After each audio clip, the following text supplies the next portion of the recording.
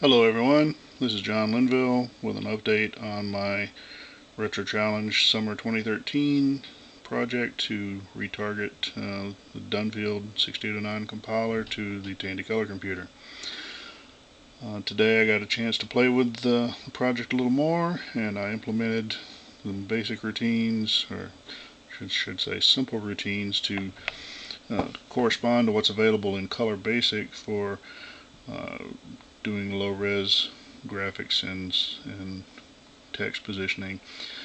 This basically uses the 6847's SG4 mode, which is 64 by 32 for the graphics, and they're arranged in groups of 4 so that any given character segment, basically the group of 4 blocks, can either be one color or black. You can do some stuff with it. It also has the advantage of being able to mix graphics and text. The little green bar at the bottom, which is kind of, you can't really see it, but that's a text block. So you can do some interesting stuff with it. This is a re-implementation in C of a program from I think page 128 of Getting Started with Extended Color Basic, which is the manual that came with, I guess, some later Color Computer 2s. In the earlier era, there was a Getting Started with Color Basic and then Getting Along with Extended Color Basic. There were 2 separate manuals. It's basically the same information. Anyway, that has this program implemented in Basic, and I've taken implemented some of that API and re-implemented in C.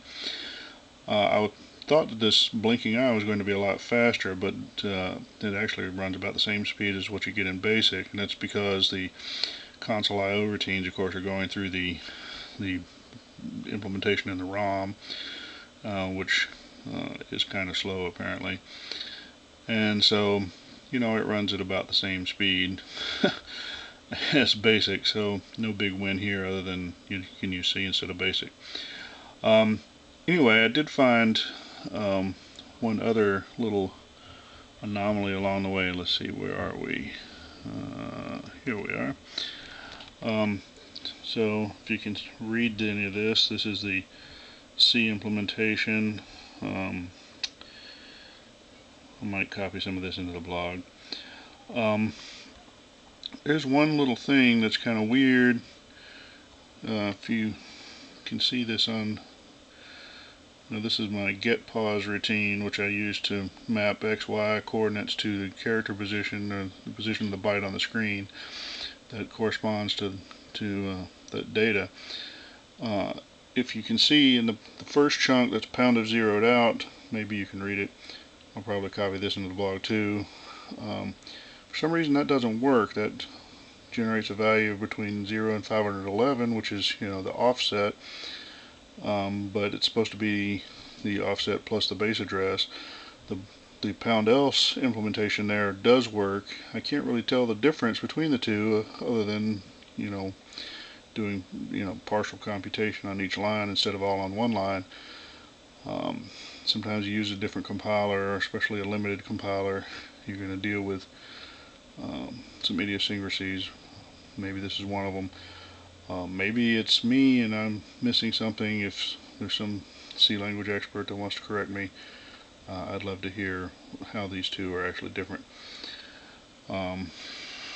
Anyway, well, that's what I've been up to today, writing a little C code for my CoCo.